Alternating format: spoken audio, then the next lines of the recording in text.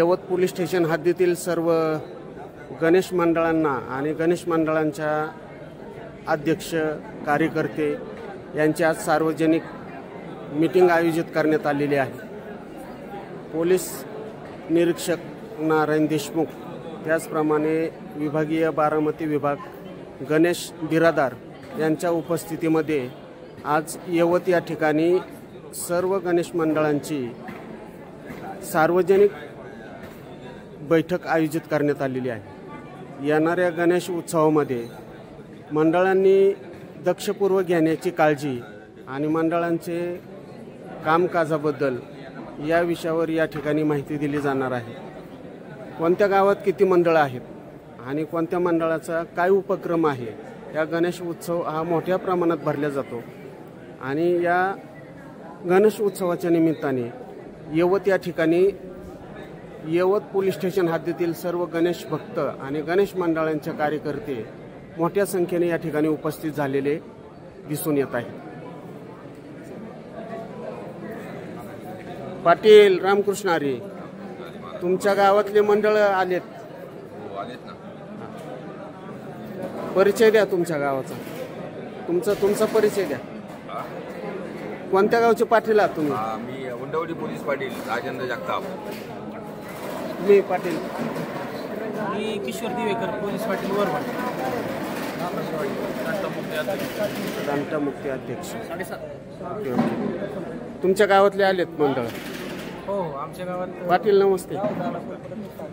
आज गणेश उत्सवाच्या निमित्ताने या ठिकाणी सार्वजनिक बैठक आयोजित करण्यात आलेली आहे, तर सांगाल, काय सांगाल याबद्दल?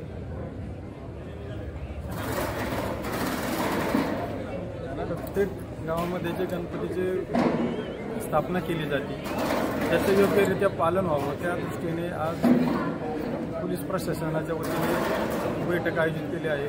ते जे नियम काय सांगतील त्या पद्धतीने मंडळाचे कार्यकर्त्यांनी ऐकल्यानंतर विसर्जन मिरवणुकीत किंवा इतर वेळेस काही त्रास होत नाही। जे येणारा गणेश उत्सव आहे तो सुरळीत आणि सुखसुमार पार पडावा या संदर्भात आधी दक्षता घ्यावी आणि मंडळांना काही सूचना करण्यात येणार आहेत या संदर्भात आजची बैठक आयोजित करण्यात आली।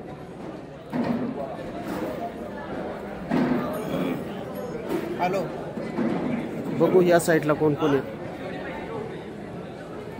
रामकृष्ण आरे, कुठलं आहे मंडळ तुमचं? साळोबा वस्तीवरले गणपती बसवायचा आहे का? तुमचं कुठलं मंडळ आहे? वाळकी श्री संतराज प्रतिष्ठान। वाळकी गणपती मंडळाचं नाव सांगा की? श्री संतराज प्रतिष्ठान वाळकी वाळकीचे आम्ही पोलीस पाटील आहेत म्हणल्यावर बरोबर आहे। वाळकीमधले सगळे लोक आलेली आहेत। हो, आणि तुमच्या वाळकीमध्ये जे मंडळ आहेत सरासरी किती मंडळ आहेत? रजिस्टर 5 मंडळ आहेत आणि बाकी आपले छोटे छोटे म्हणून 5 आहेत, 10 मंडळ आहेत। मग ह्या वेळेचा गणेश उत्सव कसा होणार? एकदम आनंदात। तुमचा परिचय द्या। काय? मी निळकंठ थोरात, वाळकी पोलीस पाटील। या यवत या ठिकाणी आज सार्वजनिक गणेश मंडळांची बैठक आयोजित करण्यात आलेली आहे आणि या बैठकीला यवत पोलीस स्टेशन हद्दीतील सर्व गावातील गणेश मंडळांचे कार्यकर्ते अध्यक्ष सगळे उपस्थित झालेले आहेत। रामकृष्ण आरे, कुठला काय आपण नाव सांगा? देलवडी मंडळाचं नाव काय? सार्वजनिक गणेश उत्सव मंडळ। कसा होईल आज यावेळेचा गणेश उत्सव? आमचं मंडळ एकदम शांततेत गणपतीचा कार्यक्रम जोरदार होईल का? जोरदार असतो दरवर्षी। रामकृष्ण आरे, काय आपण कुठून आलात? परिचय द्या। वरवड दिवेकर सर। मंडळाचं काय नाव? तुरगडी चौकी मंडळ। कसा होईल गणेश उत्सव यावेळेचा? एकदम जोरात होईल। काय नियोजन आहे मंडळाचं? काय नियोजन आहे? सांस्कृतिक स्पर्धा वगैरे अशा पद्धतीने?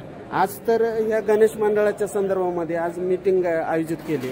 यवत पोलीस स्टेशन हद्दीतील सर्वच गणेश मंडळांना इथं बोलवले आणि होणारा जो गणेश उत्सव आहे याच्या काय नियमांचं पालन आपण सगळ्यांनी केलं पाहिजे या संदर्भामध्ये पोलीस प्रशासनाने ही बैठक आयोजित केलेली आहे आणि त्या बैठकीच्या अनुषंगाने तुम्ही इथं आला पोलीस प्रशासनाने गणपती उत्सवामध्ये जे उत्सव होणार आहे याची घेतलेली दक्षता जर पाहता प्रत्येक गावामध्ये गणेश उत्सवाने सांस्कृतिक कार्यक्रम करावेत आणि आता सांस्कृतिक कार्यक्रम करायचे म्हणलं की अनेक विषय येतात त्याच्यामध्ये. आपल्याकडे असं लोक कलावंत असतात किंवा काही कार्यक्रम ठेवले जातात. तर या मंडळांच्या माध्यमातून पोलीस प्रशासनाने दिलेल्या नियमांचं पालन होईल का? अगदी 100% होईल. रामकृष्ण हरी. काय नाव आपलं? श्री हरी चौधरी. कुठलं गाव? खोर. होर मंडळ आहे. हो. काय मंडळाचं नाव? श्रीराम तरुण मंडळ खोर पाटलाच्या वाडी. गणपती बसवायचा आहे. हो. जोरात होईल का? जाऊ मग. काय सांगाल? गाव सांगा. गणपती बसवायचा आहे. लक्ष द्या. सार्वजनिक बऱ्याच वेळामध्ये आता ही मीटिंग चालू होत आहे पोलीस स्टेशन हद्दीतील आणि सर्व गणेश मंडळाची या ठिकाणी बैठक आयोजित केलेली आहे. त्यासाठी रामकृष्ण हरी. बिराजदार साहेब तसेच डीवायएसपी साहेब आणि पीआय साहेब तसेच आपले पोलीस स्टॉप येथे येणार आहेत. तर आपले जे काही मंडळ आहेत त्या मंडळाचे जे काही अध्यक्ष उपाध्यक्ष सचिव सहसचिव खजिनदार जे कोणी जबाबदारी व्यक्ती आहेत त्या व्यक्तीची संपूर्ण लिस्ट आहे ती आपण तयार ठेवायची आहे. मंडळाचे अध्यक्ष उपाध्यक्ष सचिव सहसचिव इतर काही कोषाध्यक्ष वगैरे आहेत ते संपूर्ण तुमची जी यादी तुमचं नाव मोबाईल नंबर हे संपूर्ण यादी तुम्ही आज द्यायची आहे. ही यादी तुम्ही वाटप तयार करून ठेवा नाहीतर प्रिंट वगैरे करून द्या. ते आज घ्यायचे आहे. परत तुमची धावपळ होईल. आणि परत एक स्कॅनर आहे येवत सार्वजनिक गणेश उत्सव 2025 येवत पोलीस स्टेशन अंतर्गत एक ग्रुप तयार केलेला आहे. त्या ग्रुपला आपण ऍड व्हायचं आहे. स्कॅनर आपल्याला दिलेला आहे बाहेर पण आहे आणि सोबत इथं पण दिलेला आहे. स्कॅनरला ऍड व्हा. पोलीस पाटील तसेच सर्व गणेश मंडळ मी आपल्याला देऊ इच्छितो. थोड्या वेळात साहेब पण येतील. रामकृष्ण हरी. त्याबद्दल काही लहान लहान सूचना आहेत. प्रकार घडणार नाही. Okay okay. बघा लक्ष द्या. जे आपण गणेश मूर्ती बसवतो त्या ठिकाणी मंडप कसा असावा, मूर्ती स्पष्ट दिसावी, सीसीटीव्ही कॅमेराचं नियोजन असलं पाहिजे. त्या ठिकाणी आपण अखंड हरिनाम सप्ताह ज्या 7 दिवसाचा ठेवतो त्यामध्ये विनेगरी असतो. दर 2 तासांनी विनेगरी चेंज करतो. त्याच पद्धतीने जर 7 दिवस 10 दिवस 11 दिवस आपलं जे काही गणेश उत्सव आहे त्या काळात दिवस रात्र आपण जर 2-2 तास 3-3 तास स्वयंसेवक त्या ठिकाणी ठेवला आपल्या गणेश मंडळातील किंवा गावातील तर त्या ठिकाणी कोणता प्रकार काही घडणार नाही, काही अनुचित प्रकार घडणार नाही. आपली गणेशाची सेवा पण होईल आणि दर सर्वांना ती संधी पण मिळेल. म्हणून दर 2 तास म्हणजे दिवसातले 12 तास रात्रीतले 12 तास 24 तास स्वयंसेवक कसा तिथे उपस्थित राहील याची आपण काळजी घेतली पाहिजे.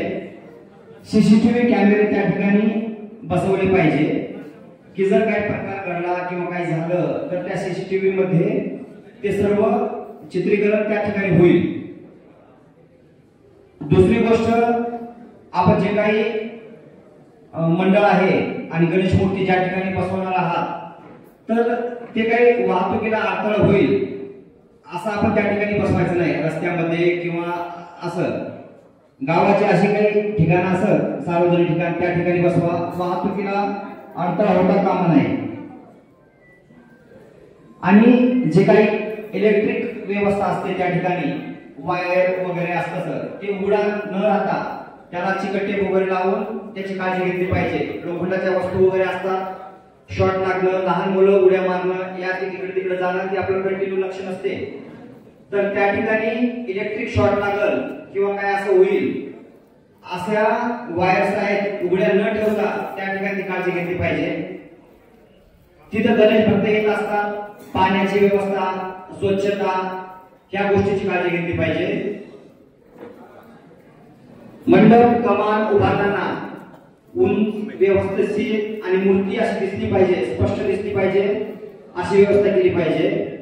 बघा, रात्री आपण गणेश मूर्ती पशी किंवा गणेश मूर्ती जवळ जर आपण स्वयंसेवक ठेवला तर त्या ठिकाणी कोणते प्राणी वगैरे काही येणार नाही किंवा काही धक्का लागणार नाही आणि काही होणार नाही. जर आपला स्वयंसेवक त्या ठिकाणी नसेल तर काहीतरी प्रकार घडू शकते. त्यामुळं आपण या वर्षीपासून म्हणा किंवा अगोदरपासून स्वयंसेवक ठेवत असाल किंवा नसाल, पण इथून तुम्ही स्वयंसेवक ठेवा. 11 दिवस स्वयंसेवक ठेवलं तर ते बरं राहील. दुसरी गोष्ट, हे झालं आपलं 10 ते 11 दिवसाचं स्वयंसेवक ठेवणं वगैरे. पण ज्या दिवशी आपली मिरवणूक असते, मिरवणूक ज्या मार्गाने जात असते त्यामध्ये बघा काही धार्मिक भावना दुभवतील इतर समाजाच्या असे काही पोस्टर किंवा डीजे किंवा काही गाणे वगैरे आपण गीत लावतो, ती आपण काळजी घेतली पाहिजे.